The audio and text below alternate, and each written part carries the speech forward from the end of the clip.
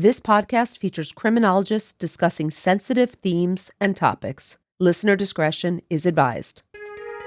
3 women who came to the U.S. seeking asylum are found brutally murdered in their home. 20 years later, detectives are still hoping for a break in the case.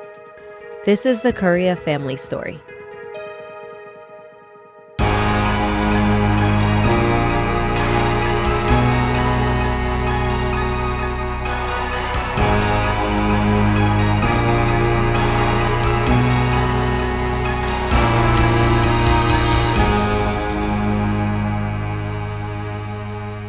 Hi, Meghan. Hi, Amy. Hello. I have to tell you, today's case, there's very little information on. And these cases grind my gears because there should be more information, and I'm shocked I haven't heard about this case. In fact, I almost didn't cover it because it was hard to find enough information, but that makes it all the more important to talk about. How did you come across it then? I'm just curious if there was such little information on it. So there has been some renewed interest recently due to an episode on Investigation Discovery. Oh. So they are reopening the investigation. And so I came across it in one of my news feeds. Oh. Somebody talking about the Investigation Discovery show. And I'm surprised that I didn't come across it on Investigation Discovery myself, but I'm sure I will. Yeah, you will now. So I hope that by covering this story, we can help spread the word about this family and what happened to them. Jane Kuria was born and spent most of her life in Kenya, where she was married and had 3 children. She had 2 daughters by the name Isabel and Annabelle, and a son named Jeremy. Tragically, Jane's husband died. Now, some reports say that he was actually executed for his political and religious beliefs, while other sources say that he died from pneumonia. I mean, these are 2 very different causes of death, but regardless, it was a terrible situation for the family. And sometime between 2001 and 2002, Jane moved with her children to the United States. Now, reportedly, they already had some family here, so they were joining a community with some people that they had already known from back home in Kenya. The family first settled in a suburb of Boston, but a few years later, they would move and settle for good in Powder Springs, Georgia, which is a suburb northwest of Atlanta. Jane was an extremely hard worker. She quickly got a job as a hospital nurse, and she also had a position as an RN at a nursing home. And even though she worked long hours to support her children, Jane was a loving and devoted mother who somehow found the time to also be very active in her local church. At the time of the events we're discussing, which is the summer of 2007, Jane was 47 years old and she was still working as a nurse. Her older daughter, Isabel, was 19 years old and enrolled in college in Tennessee for pharmacology. Her middle daughter, Annabelle, was a junior in high school, and her young son, Jeremy, was in elementary school. Despite their productive lives, Jane found herself working closely with an immigration lawyer as she had applied for asylum, but she had recently been denied, and she was working diligently to appeal that decision. All right, do we know what year that she was looking for asylum? It was sometime around 2006, 2007. Okay. And why were they seeking asylum? Jane claimed that her family's life would be in danger if they returned home to their country of Kenya because they fundamentally oppose the country's practice of female genital mutilation, also known as FGM. Right. FGM is a harmful tradition of cutting or removing all or some of the female genitalia for non-medical reasons. It's known also as female circumcision or cutting, and it is mostly carried out on young girls, usually before puberty starts. It's practiced in 30 countries throughout Africa, the Middle East, and Asia. According to the World Health Organization, more than 200 million girls and women alive today have undergone female genital mutilation in the countries where the practice is concentrated. And this is likely an underestimation of how many women have experienced this. Wow, I didn't realize that number was so big. We just had a very long conversation with our patrons as well. Remember, we had a meeting with our patrons, like not a happy hour, but we were doing a coffee hour, and we were discussing female genital mutilation. Were we talking about in regards to a case? We were. It wasn't this case, but it was another Okay. one. But they also had some very enlightening insights, especially we have a patron who was a delivery nurse who had a population, Yes, if you recall, I of do women recall. who came in who had, this, quote, female circumcision. And Yeah. I mean, things that I didn't understand, insights that I never would have had. Yeah. Every year, an estimated 3 million girls are at risk of undergoing this practice. And the majority of girls who are cut, it's before they turn 15 years old. So according to UNICEF, talking about Kenya specifically, 4 million Kenyan girls and women have undergone FGM. I'd say this is a very good reason to apply for asylum. I absolutely agree. And that amounts to over 20% of Kenyan women and girls aged 15 to 49 having undergone the process. And let's be clear, Meghan, FGM has no health benefits, and it's an extreme human rights violation. Yeah. I mean, it violates a person's right to health, security, physical integrity. It also violates individuals' right to be free from torture and cruel or inhumane treatment. Right. And even the right to life, because the procedure can result in death. It also leads to immediate health risks, long-term complications, and we're talking about not just physical complications, but mental and sexual health as well. Yeah, I think the consequences are pretty devastating for the females who undergo this forced process. Yeah, and now the process is recognized internationally as a violation of human rights, Right. and also as an extreme form of gender discrimination, Right. because it clearly reflects deep-rooted inequalities between the sexes. Well, isn't the point of the practice also to remove any female enjoyment of sex or any sexual activity? Some cultures say it's to keep women from experiencing pleasure with anyone outside of the marriage. Okay. But I think a lot of times it's really just to degrade women and to control them. And it's also a violation of children's rights because, as I mentioned, this is often practiced on young girls without any consent. Right. Oh, yeah.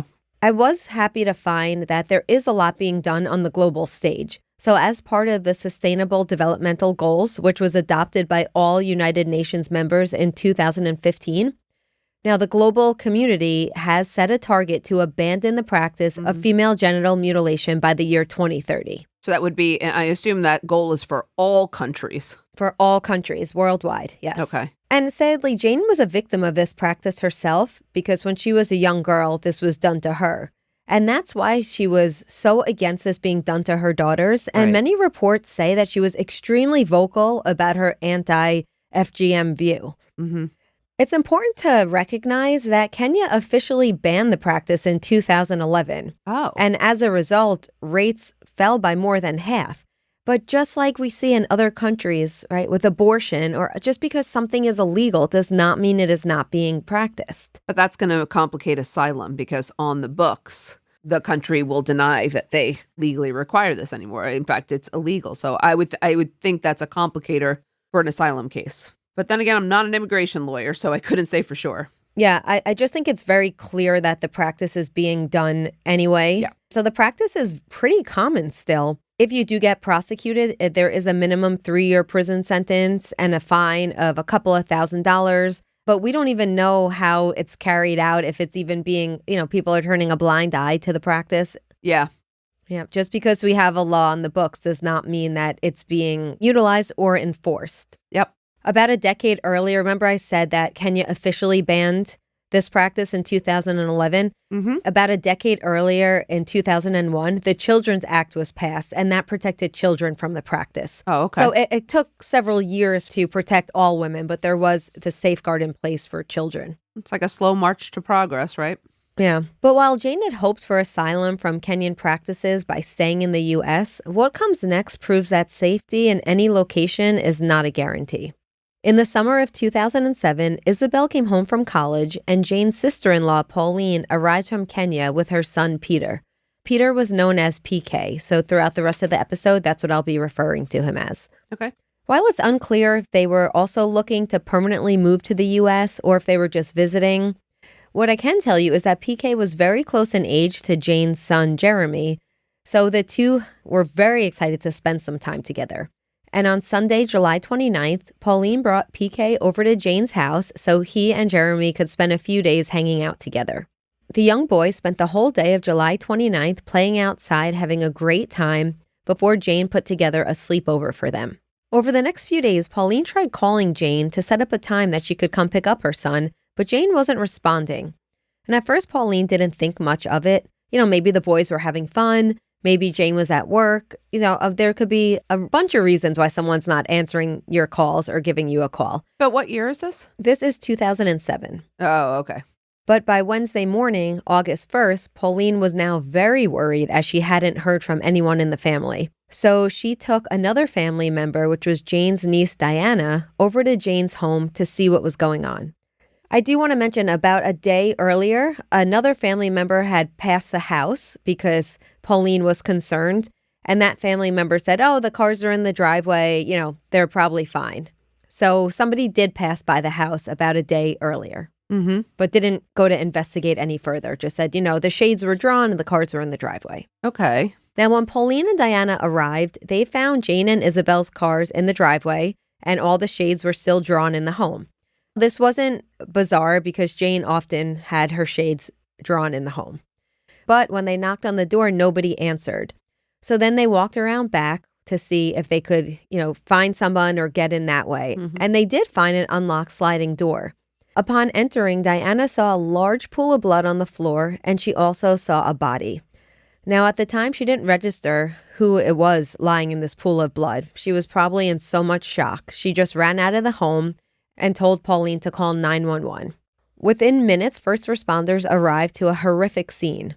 The body Diana had seen was Jane's. Jane had been bludgeoned to death in her kitchen, and the room showed clear signs of a struggle. There was blood all over the walls, and it was just a very horrific scene. As first responders walked through the home, they found Isabel dead at the bottom of the stairs and Annabelle deceased just outside of her bedroom. All three women had been bludgeoned multiple times with a long, skinny object that was likely forked at one end. Now, I'm not sure if this could be a crowbar or maybe a fire poker, but the injuries showed that that was clearly the description of the weapon. Okay. But I will tell you, they never found the weapon at the scene or anywhere else. How old are Isabel and Annabelle? They're both teenagers. One was home from college. The other was a junior. Right. Oh, okay. The two young boys were found in their beds. Now, some reports say that PK was found downstairs in the living room, but more of the reputable media reports say that the two boys were both found in Jeremy's bedroom. They were both unconscious and clinging to life. Oh, they were alive. The two boys were alive. They were rushed to the hospital in critical condition. They were in pretty bad shape. Jeremy's injuries were so severe that he had to be airlifted to a hospital. All right, later on, will you discuss, did they know how long they were there for Yes, between I the will. assault? Okay. Yeah. As detectives examined the scene, they determined that Jane had the most injuries and seemed to have either been the target or just the one who had fought back the hardest. It's also possible she was the only one who saw the attack coming. It was clear that the two boys were sleeping. It seems like the two girls were likely upstairs and maybe heard the commotion in the kitchen, and then that's why they were coming out of their rooms and coming down the stairs. She's also the adult, the parent, the protector. She probably fought the absolute hardest to protect the children in the home. This begs the question, right? Who's responsible for such a horrific crime? And I assume that they are bludgeoned, but there's no sexual assault, there's no robbery, there's no other identifiable motives here. That is correct. And the police had little evidence. Okay. Now, there was no sign of forced entry. Both boys, the only surviving potential eyewitnesses, were both placed in medically induced comas. Ugh. Now, they would both go on to make a full recovery. Wow. Yeah, but as you could probably guess, they didn't have much memory at all of what happened. Okay. Because remember, they were likely sleeping and it was probably somebody just did a sneak attack and probably knocked them out pretty quickly. Years later, we'll hear that PK would recall something, but very little. Now, Jeremy was in the hospital for almost 2 months and PK in the hospital for a bit shorter amount of time. Investigators believe that the perpetrator or perpetrators didn't think that the boys would survive because they likely wanted to kill the boys so that they could not potentially ID them. Now, they seem to believe that the reason why the boys survived is because when they were hit, they were laying on a pillow. So the pillow may have absorbed some of the force, whereas the other women were not on a soft surface. Right. Since it wasn't clear who did this and why, the boys' hospital rooms were heavily guarded by both uniformed personnel and there were undercover officers all around the hospital.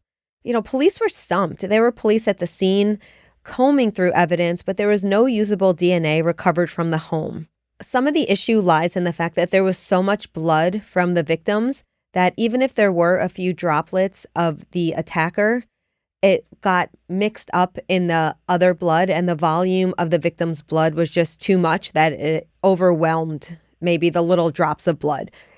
There were no fingerprints recovered. There was no murder weapon recovered. And strangely, there was only blood at the site of each of the attacks, not between the attack sites. So this would suggest that the perpetrator had walked from one murder to another without leaving any blood droplets any traces of DNA, any hair, any fingerprints, anything. Now, this could possibly suggest more than one offender or just somebody who's extremely careful. Yeah, I was going to suggest multiple offenders, but this is kind of shocking because you have 4 separate scenes. And the police say, the investigators say that they weren't treating the house as a crime scene. They took each individual scene as its own crime scene. That's how contained each scene was. Okay. There was zero evidence to indicate that anyone moved anywhere. And that's in the house or even outside the house. They found nothing outside of the home either. They looked at the driveway, the sidewalk, in the vicinity of the house. So somehow the perpetrator or perpetrators had been able to leave the scene without leaving any evidence as well. This was all so perplexing to the police. How was someone able to hide their tracks so well when the scene was just so horrific? Mm-hmm. Early on, the only real conclusion they came to was that the killer most likely knew Jane. And they say due to the lack of forced entry, though it is possible that perhaps the door was left unlocked, or maybe somebody rang the doorbell and they answered the doorbell thinking maybe it was just a utility worker or a neighbor. So I don't know that we could say for sure, but the level of brutality in the attack was so great that led them to believe that this was unlikely a stranger murder. Sometimes I think that there's a confusion, though. It can be personal, and it can be personal to someone without it being an acquaintance per se, or known, someone that the victim knows. It doesn't mean it's not personal. I think there's always an assumption that they must know each other, but I think that's a false assumption, or it can be a false assumption that can mislead the investigation. That's true, because they can embody something that angers the attacker. They could absolutely, and they can be a target without knowing that they're a target. So they don't necessarily need to know their assailant. But again, there was nothing missing from the home, right? So this clearly wasn't a robbery gone wrong. No. Police are able to, at least by looking at everything going on, surmise that this is probably something personal. Yes, got it. Police, of course, examined the victim's phone records, and they were able to determine that Isabel replied to an email just after midnight on July 31st, and a phone call to Jane at 3:30 a.m. had gone unanswered. So according to this calculation, they had assumed that the perpetrator likely struck between midnight and 3 a.m. on July 31st. We're talking over 30 hours before they were discovered. The fact that these boys were still alive is shocking, miraculous. And the nighttime attack also made sense given how none of the neighbors had heard anything or seen anything. Now, speaking of neighbors, there was one neighbor who was somewhat interesting here. There's a man by the name of Patrick. Now, Patrick came forward. He had approached one of the investigators during a memorial service, and he told the investigator that he had often helped Jane mow the lawn. He sometimes did odd jobs around the house, and he said he had a theory that he wanted to share with the police. He believed that there was a possible involvement of the Mungiki tribe. The Mungiki tribe was previously a very violent sect from Kenya, and they were responsible for a number of gruesome murders in Africa. And he seemed to believe that maybe Jane's outspoken nature about being anti-FGM had aroused the anger of this tribe. Maybe at first it seems interesting, a little far-fetched, but the theory was investigated. But nothing indicated their involvement. Experts on this culture said that this would be too far for them to travel, and they wouldn't have perpetrated this type of crime for that type of reason. Of course, it's still possible. Maybe there were U.S. members, or maybe there was more going on that Jane was involved in, but the police could find no evidence at all for this theory. Do we know what the culture or ethnicity, do we know who was the demographic makeup? There were also people in the area that were native to Kenya. Okay. It was a pretty tight-knit community, but they found no evidence of anyone being involved with this tribe. Okay, but it doesn't mean that there weren't also people who were native to Kenya who didn't maybe oppose her position or her point of view. Of course. It's very possible. Okay. Now, while this tip didn't lead anywhere, it did lead detectives to take an interest in Patrick and his relationship to Jane, because they thought it was kind of strange that this man would approach them with this theory. He also mentioned to investigators, remember I said early on that Jane's husband's cause of death was up for debate? Yes. Patrick had told investigators that Jane told him that her husband had been executed because of his political views. Okay. But his cause of death on official documents was pneumonia. Right. So that's why I said there was some discrepancy. Right. So police are looking more into Patrick, and they discovered a number of curious things. It turned out Patrick wasn't quite the handyman he said he was. Now, he'd given the impression that he would just check in with the family now and then just to help them out with things around the house, but he failed to mention a few other things. For one, Annabelle, Jane's daughter, babysat his young child, and as payment, he would often take the young girl out to dinner, just the two of them. I don't like it, but okay. Even more interestingly, Jane's phone records showed that the two of them called each other on an average about 12 times a day, every day, and they have been doing so for the whole month of July and the month prior. Okay. Now, this involved no fewer than 300 phone calls back and forth. To me, this is suggesting a relationship more so than someone who's going to help out if I need a light bulb changed. Absolutely. And even more curious, on the day of the murder, the only telephone contact between Patrick and Jane was one call around 10 p.m., and Patrick had not called Jane again after that.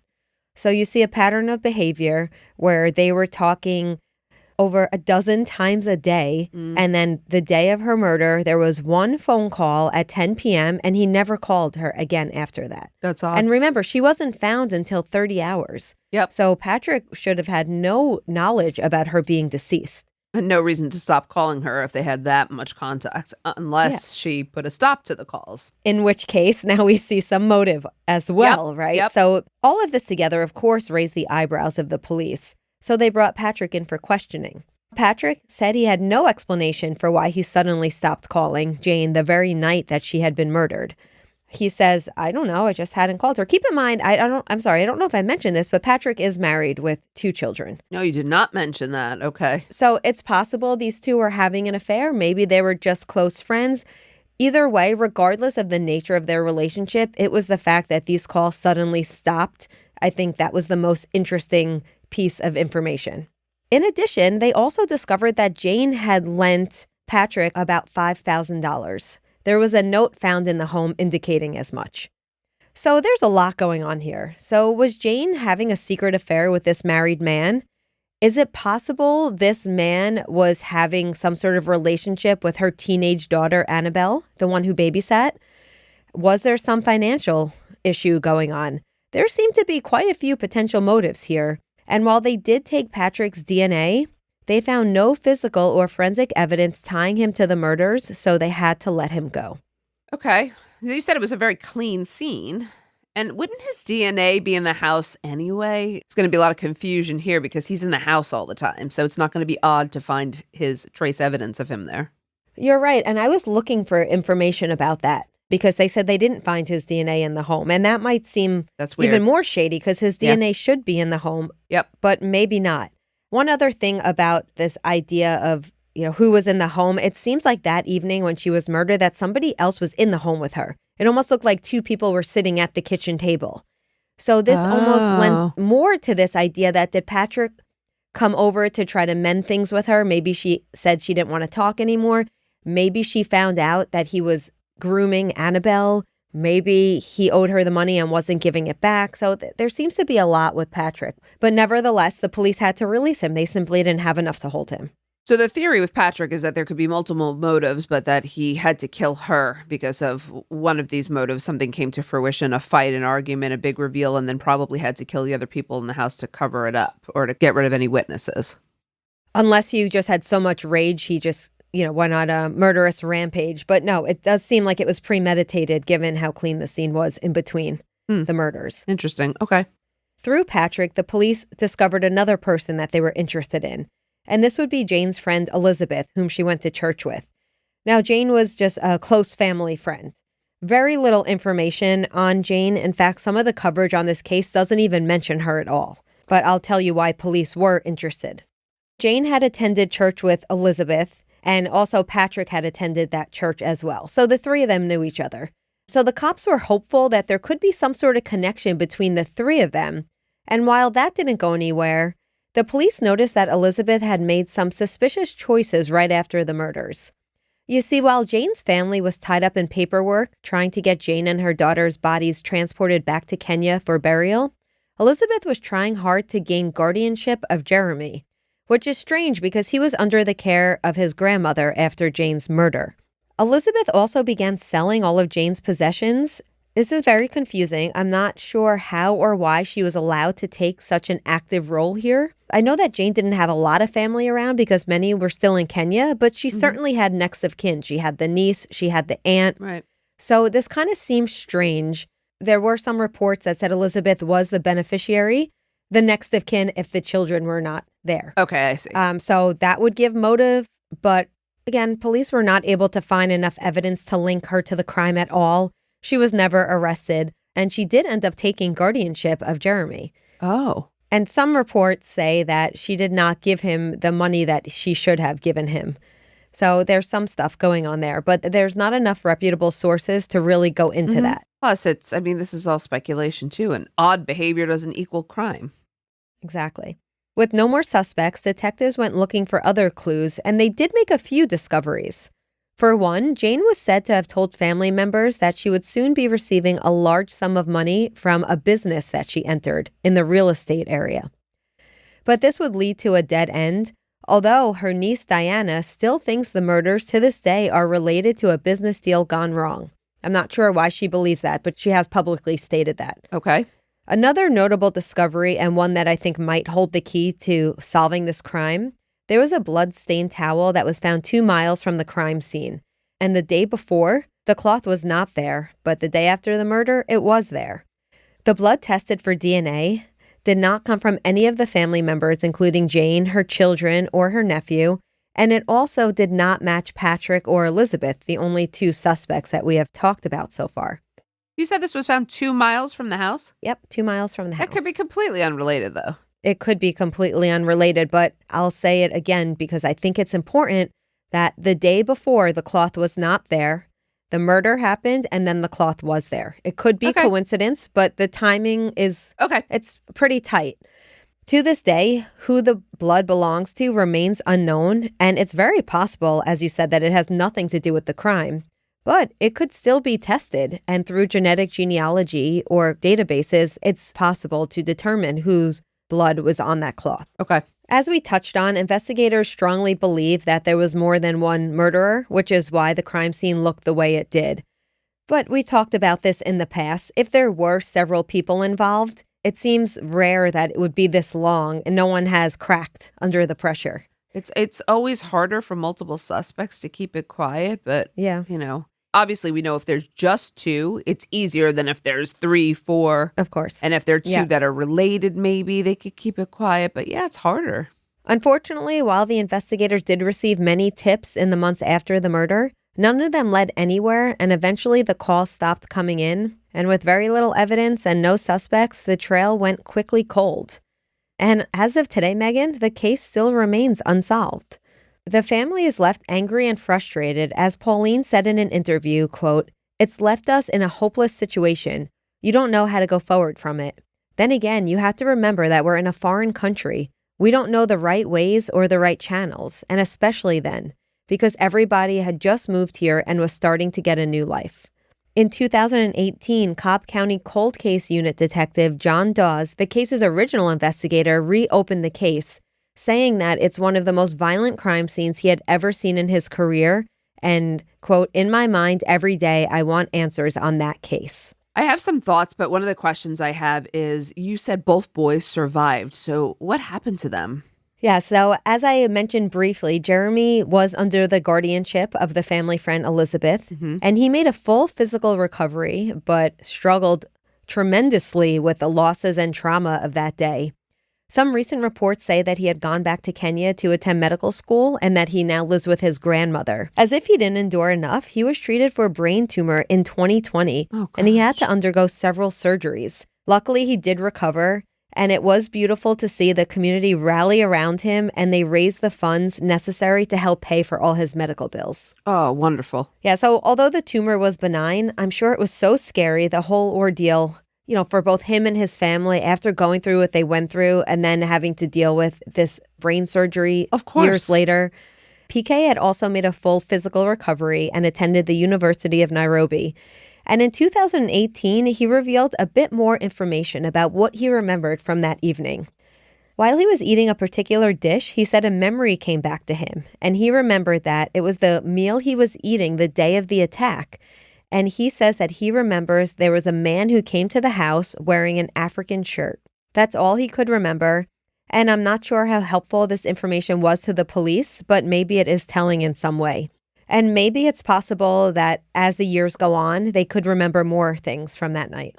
I have heard about people using hypnosis or other methods to try to remember suppressed memories. So maybe the boys will someday remember something else. In an article from 2018, Pauline told a media outlet that, quote, detectives said that they have never found any kind of blood that was not from the family. There was just nothing.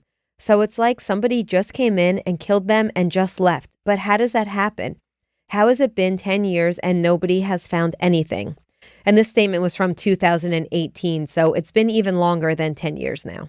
Okay, so let's talk about what we know and what we can maybe theorize about what happened here. We already mentioned that the attack seemed personal to investigators because of the extreme violence and that Jane endured the most. So it's likely she was the intended target. But I think you bring up a strong point that I don't think that should lead us to tunnel vision. I think there's still the possibility that it was a stranger, for somebody who was maybe upset with their views, upset with the family about something. What I meant was it could be a stranger to her as well. There might be someone who knows her and is familiar with her, but she's not familiar with them. Yeah. So, the assumption that it's personal, that she must know her attacker, I think is sometimes a flawed one that can discount other potential suspects. The fact that she took the brunt of it also, she was downstairs, she was near the kitchen, near the door, probably saw the attacker. She's the protector, so that's not surprising at all, even if she wasn't necessarily the first or only intended target. And yeah, it's possible that one of the daughters was the target.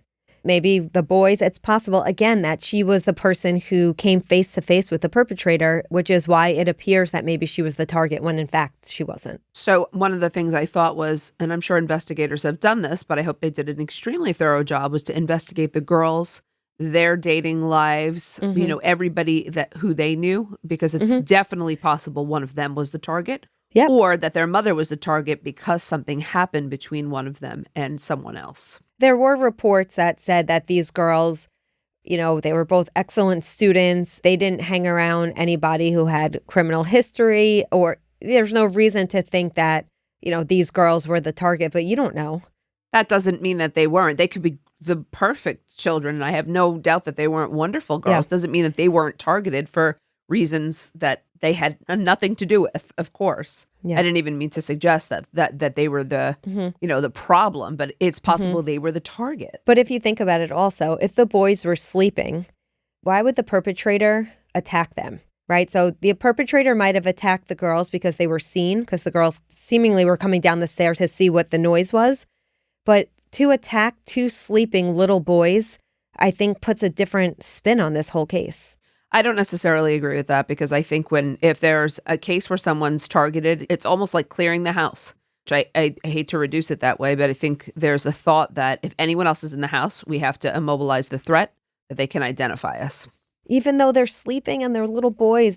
First of all, they don't know that they're totally sleeping. They're in their room, and maybe someone's making a noise. And yes, we've definitely seen cases where in their minds, they have to get rid of all possibilities of being identified. And that would include getting rid of everyone, murdering everyone in the house, which it's a hard stretch for people to understand. But I think that's a very strong possibility. I think it's also a possibility that the boys' lives were spared on purpose.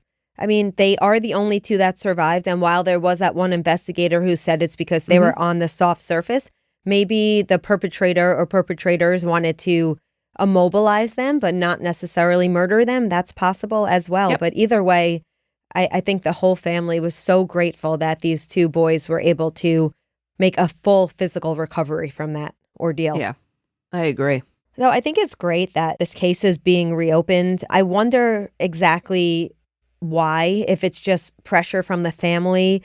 Maybe with new DNA technology, they believe that this blood-soaked towel holds the answers.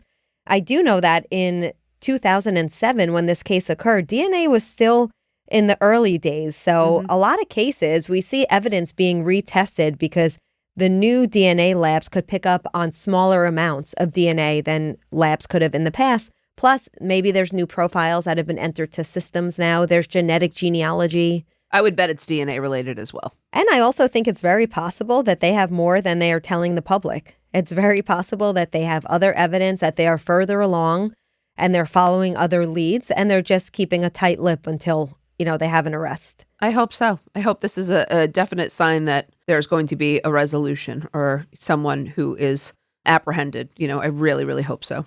We can't really discuss theories when a case is unsolved. We discuss potential motives, but we really don't know. There was also, you hear rumor. And while I don't put it into my scripts, I do think it's important sometimes to share the theories that you see on the internet because maybe it could hold weight. I read a theory that, remember, Jane worked as a nurse, and there was some insinuation that she was writing prescriptions. She had a prescription pad that she was writing people illegal prescriptions to make extra money. So maybe something happened there. But again, we don't know. And, we're not going to entertain that without having more information on it. But there's so many different possibilities with a case like this. Any other theories that we haven't touched on? No, for me, we covered, I think someone was a target in the house, whether it was the mother, which is probably likely, or one of the daughters, which is also a possibility. I think that the other unfortunate attacks were related to probably reducing witnesses or any possibility of identifying the attacker. But why? I would not even speculate to without more evidence. Yeah, and I don't think we could say the system got it right. I'm not blaming investigators that they don't have an arrest because I hope that they're doing all they can. The family at times doesn't feel like they are doing as much as they can, but I'm happy to see the case has been reopened, and I hope to see some movement in this case. I'd like to tell you that every crime scene leaves a trace. There is evidence, whether or not they found it, processed it, or realized that it's evidence. Every crime scene leaves a trace. So there is evidence. And solving the crime is certainly a strong possibility. Let's just hope that evidence is still available, though. Agreed. If you have any information about this case, please contact the Cobb County District Attorney's Office Cold Case Unit number at 770-528-3032. You can also go to unsolved.com and submit tips there. All right, I'm hoping we'll be doing an update on this case once we get some additional answers, so we'll keep an eye on it. But thank you for listening to today's case. Before we head out today, though, Meghan, we do have one supporter question. Hope it's a lighthearted one. It is lighthearted. Oh. Well, it depends, I guess, what your answer is, but if you could have a podcast about anything other than true crime, what topic would it be? No. You wouldn't. Is that you would not have a podcast on anything else? I mean, I hate to say that, but I don't know that there's another topic that I would be as passionate about that I could sit and really... That's not true. That's not true. No? You and I can easily sit and talk about dogs. We could talk about food. We could talk about that all day, but I don't know if it would be enough to form a sustainable podcast. Well, the question wasn't, is anyone going to listen? The question was if you can have one. So... yeah, we can have one. No one will listen to it, but I think you and I could talk about dogs and food all day. I think food and wine you and I could probably talk about hands down all day. The way we describe our meals to each other, the level of detail that we go into about even our desserts is probably way beyond what average people would ever consider talking about. Other than that, no. Yeah. Hey, you know what? If you're listening and you want to hear me and Meghan have a podcast about food, let us know. Maybe we'll consider it. Thank you for that question.